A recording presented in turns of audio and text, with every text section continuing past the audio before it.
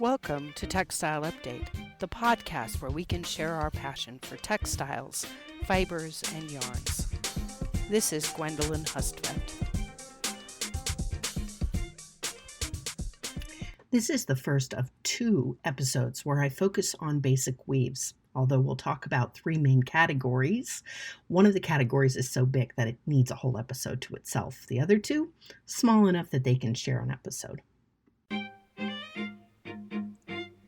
The most simple type of looms, and now I'm talking about looms like Penelope may have been using to weave her tapestries while waiting for Odysseus in the Homeric legends, or the sorts of looms that we see in the archaeological record as being built into homes millennia before the Common Era. We can see them actually built into the wall of the home, right? So we can find where the wooden warp beam and cloth beam would have been inserted into the wall, and then we can find the little pit that was dug so that the weaver could sit on the floor and have the cloth beam in their lap close to the floor and put their feet into the little pit below. We can find evidence of the clay weights that were used to weight the warp yarns. So we're talking very, very simple looms. These looms can still make a surprising variety of fabrics. We group these fabrics in a category called basic weaves, and basic weaves can be woven with looms that have 6 or fewer harnesses. The satin weave takes at least 5 harnesses, and so it's still basic, but many home weavers have looms that have 4 harnesses. This is very common. And of course, if you want to purchase a table loom, a rigid heddle loom, for example, that's a category you can look up online, and this would allow you to do some basic weaves. So the basic weaves come in several different varieties, and we're going to learn about each of these varieties, what their interlacing patterns are, so that we can identify them by looking at the diagrams online or in your textbooks. And then we can also think about what the properties of those fabrics are that have been created by the number of interlacings or the patterns. You'll see what I mean in just a minute. Well, actually, probably the next episode when we talk about some surface characteristics of twill and satin that are really obvious even without a pick class. So just to remind you that we use the interlacing pattern to identify these weaves very quickly, right? So a 1-to-1 over under is what we call a plain weave. When we have more than 1 over under, such as 2-to-1 or 3-to-1 or 2-to-2, we're most likely looking at a twill weave. And we'll look at the twill weave there and see that we can see kind of diagonal pattern in the interlacing pattern. And then once we have 4-to-1 or more, we have what's called a satin weave. So over 4 warp yarns and under 1, or over 4 filling yarns and under 1, right? We can have either warp-faced or fill-faced satin. So that's how we would separate these from a very technical level. Let's start with the plain weave category, which includes balanced, unbalanced, or also called rib weaves, and basket weaves. I might push basket weaves into the next episode. We'll see how we're doing for time. The plain weaves have this 1-to-1 interlacing pattern that is very familiar from your kindergarten potholder, construction paper weaving activities. Over, under. The next row, you do the opposite, over, under. So it's the simplest weave. It only requires 2 heddles, right? So one to lift each. So if we only had 2 yarns, the 2 heddles would lift one or the other. Obviously, we have more than 2, depending on the number of yarns in the fabric. And then, so we would need at least 2 harnesses to make this work. I mentioned before, a rigid heddle loom doesn't actually use harnesses. You could look it up, but it's basically can only do 2. It has holes and slots. And so we can figure out that we need 2 harnesses because the interlacing pattern is 1/1, so we need 1 harness for each of the 1. This is handy because it means that if we have another weave that has, for example, 4-to-1, then we know that we need at least 5 harnesses. This is the least expensive weave because it's the least difficult to set up. It's very easy to check if it's set up correctly because each harness is being lifted one after the other. We don't have that very subtle switching cost, right? It's just back, forth, back, forth. So cheapest fabric there is. And it's entirely reversible, which is another really great property when it's used for all kinds of construction, right? So imagine how annoying it would be if we were making something, that we were making a bunch of, like pillowcases, and we had to keep worrying about whether we had the proper side of the fabric or not, right? But we don't have to worry about that because we have reversible fabric in our plain weave. Another great thing about the very smooth nature of the fabric is that it lets us do a huge variety of finishes. So this is something that we'll see. All different kinds of fabrics in a swatch kit are based on a plain weave, right? So organdy, plissé, chintz, flocking, napping, printing, right? Those are all based on a plain weave. This means that this is the category where you're going to have the most variety of fabric names because it's used for a lot of different things. So we're going to have to get a little more specific about how we separate out the plain weave fabrics because there are so many of them. Because the plain weaves have an every other interlacing pattern, it means that every single yarn is interlacing with every other single yarn, which means that it has the highest number of interlacings of any fabric construction, right? And interlacings equals tenacity. So it does not matter what the yarn count is. If the yarns are super tiny and you're using a satin weave, which has 5 times fewer interlacings, right? Then you can brag about your higher yarn count, but you didn't actually make a more durable fabric, right? It's not actually higher quality. If you're comparing 2 plain weaves and you're comparing the yarn count in the 2 plain weaves, then you can say, oh, this one has more yarns. It also has the same number of interlacings per yarn. So then I could say it's stronger. So if you were asked a question like, which of these 2 fabrics is stronger, you'd have to ask yourself first, which one of them is a plain weave, because the plain weave is going to have more interlacings. Then ask yourself how many yarns there are. So having the maximum number of possible interlacings of any fabric type means that it has higher tenacity. That's another reason why we use these plain weaves for all kinds of finishes. They can really withstand the process. They're very abrasion resistant. They're the most abrasion resistant of any type of fabric. They're the most ravel resistant, and they're the most snag resistant. They have the least yarn slippage. The one downside, they tend to have lower resiliency. They do wrinkle more, if you think about it, right? A plain piece of linen versus a piece of denim, right? The plain piece of linen is going to wrinkle a bit more.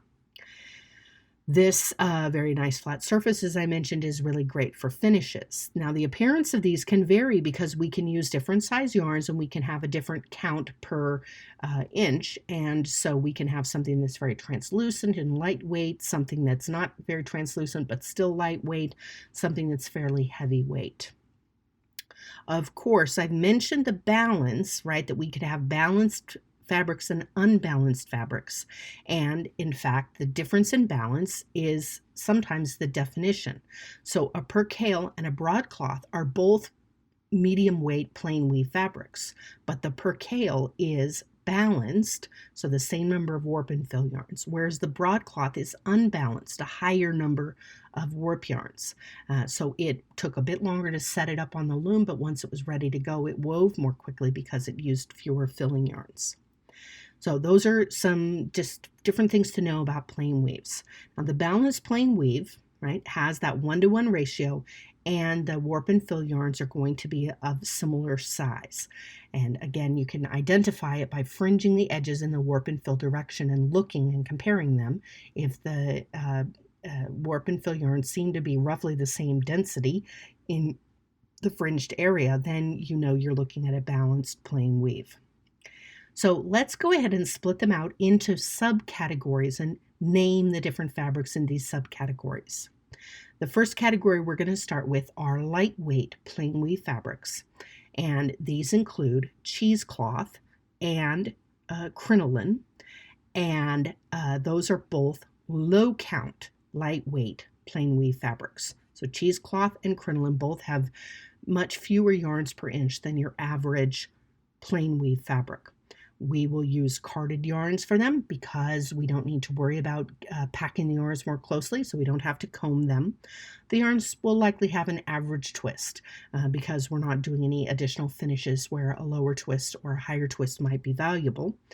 And they are by definition going to have a low thread count. And we use fabrics like cheesecloth for gauze to make, for example, during the 1918 pandemic, they made face masks using gauze, right? And we'll use it for support fabrics inside garments as well, right? Sort of a scrim inside tires, right? So low count fabrics are useful for providing a bit of support. Now, high count lightweight fabrics, we need to use combed or filament yarns to get them small enough. The yarns will also be very twisted, again, to make them small enough. We still want the fabric to be very light, right? But we want to get a higher thread count. And this can include fabrics like Georgette, which uses a very high twist, a crepe twist yarn, or a voile, which does not use a crepe twist yarn. So that's the difference between Georgette and voile, right? They're both of similar weight and similar count, but Georgette uses the crepe twisted yarns. Organdie is made lightweight by having a special finish applied. We'll learn about that later. And we would use fabrics like this for sheer apparel textiles, lightweight tops, maybe drapery. Now, when we get yarns that are a bit thicker, right, slightly larger yarn size, that are carded, combed, filament, whatever, right, then we would be able to make a lightweight fabric that is opaque. And we can do it with various fiber contents, wool, cotton, rayon, linen, right, because we are not going for sheer. Batiste is an example of a lightweight, opaque plain weave made from cotton. Challis is a lightweight, opaque plain weave that has a print on it, and challis can be made from any fiber, so a wool challis or a rayon challis, and it's a lightweight fabric that has a soft hand and a small print on it, which is different from calico in that calico is all over printed. Challis will typically have a very spread out print. Medium weight plain weaves are actually the most numerous types. So with medium weights, right, that's when we get into calico, so a bit heavier. The challis is lighter, but similarly printed like calico. And we will typically just use carded yarns for these medium weights. We need to get more yarns into an inch, right, and pack them in to make it a bit heavier, and so we'll twist the yarns a bit more tightly. Gingham is an example. Gingham and chambray are both yarn-dyed medium weight plain weaves. Muslin is unbleached. When we dye it, we get what's called percale, and then when we print on it, we get what's called calico. And these can all be used for bed sheets, curtains, quilts, summer clothes, tops, right? So medium weight plain weave fabrics. When we get into heavyweight or bottom weight or suiting weight, right, depending on what you call it, we only have a few plain weave fabrics that are this heavy. We have to get very big yarns. The yarn size has gone up. Typically, the twist of the yarn will be lower to help make the yarns bigger, because the more you twist it, the smaller it gets. And these will often have just a lower thread count because the yarns have to be so big. We'll go with carded yarns because we don't need to reduce the size of the yarn by combing. Examples include tweed, or that's made from wool. Butcher cloth is made from cellulose fibers. Hop sacking is a very loosely woven heavyweight fabric that is typically made from wool, but can be made from synthetics as well. We use this for suits and coats, also any kind of outerwear, capes, and bags, rugs, these sorts of things. Obviously, butcher cloth would be used for aprons. So those are all of the main categories of plain weaves, right? Balanced plain weaves. We start with lightweight, which had the subcategories of sheer and opaque, and sheer was subcategorized even further into low count and high count. And then we had medium weight and heavy weight. And you could see the important thing is to be roughly able to pick up a piece of fabric and say, all right, I can see with my eyes that it's a plain weave. Roughly how heavy is it? And then you could be in the right ballpark when you name some names that you thought that fabric was. Now, unbalanced plain weaves sometimes are also called rib weaves, and that's because when we pack in those extra warp yarns, right, we end up with the filling yarns typically being much larger than the warp yarns, which creates this distinctive crosswise rib effect. Because the filling yarns, even if the filling yarns aren't that big, the warp yarns are necessarily much smaller than the warp yarns to get twice as many of them in the same space. Poplin is an example of a very common rib weave, right, or unbalanced plain weave. And again, I always confuse poplin and percale, but then I remember that poplin has the pop as my finger pops across the top, right, of a rib. So poplin is the one with ribs. Of course, we could sometimes create this larger filling yarn by actually using bundles of yarns. So things like rugs are made with this unbalanced plain weave as well. Some names of fabrics that we might see are fabrics like taffeta and files, spelled Faille, and they're both prized for the distinctive ribbed appearance that creates a little noise, a little bit of scroop as they scrape against each other. And other fabrics include grosgrain, which is used for ribbon. Gros means big, right? Gros means big in French, and grain literally is like the grain of the fabric, so it's big grained. These unbalanced plain weave fabrics, this ribbed texture gives them a nice visual appearance, right? And as I mentioned, the scroop. But we do have to worry a bit about the larger filling yarn slipping around. We have to worry that the fabric doesn't drape as well. Well, maybe not a worry, right? If we're making a ball gown, for example, where we want it to stick out really wide, like, hey, I'm dancing here, stay out of my way, then having a bit stiffer fabric is wonderful, right? Having it have less drape, that's great. They are less abrasion resistant, and that's because those warp yarns are lifted way up high onto the top of that big filling yarn, and they can break along the rib line. You know what's another kind of ribbed fabric? We don't think about it very often, but have you ever seen a military medal that has different colored stripes on it? That is a type of fabric called rep. I believe rep is short for Repton, which is the name of an English public school. Public means private in England, so an English private school, and the school ties would be made with Repton, and not like a necktie, but potentially like little bow ties that they originally wore. And so if you have a medal, then the medal will be, if it has colored stripes on it, the medal of honor will be hanging from a piece of fabric called a Repton. And so it's very similar to a grosgrain ribbon, but grosgrain, it doesn't have colored stripes in it. And then lastly, there's a fabric called Ottoman, after the Ottoman Empire, after Ottomans, which were low stools. And so this type of fabric, Ottoman, is an unbalanced plain weave that's very common in upholstery. So believe it or not, I have now covered most of the fabric that you need to know about for basic weaves in order to look smart when you're talking about fabrics. In the next episode, I'll talk about basket weaves, which are still a category of plain weaves, but have a different thing going on. And then I'll talk briefly about twill and satin, because there's just kind of not as much going on with twill and satin. Like as soon as I've said twill and I've said satin, I pretty much named the fabrics in those two categories. So there's just not as much to talk about with them.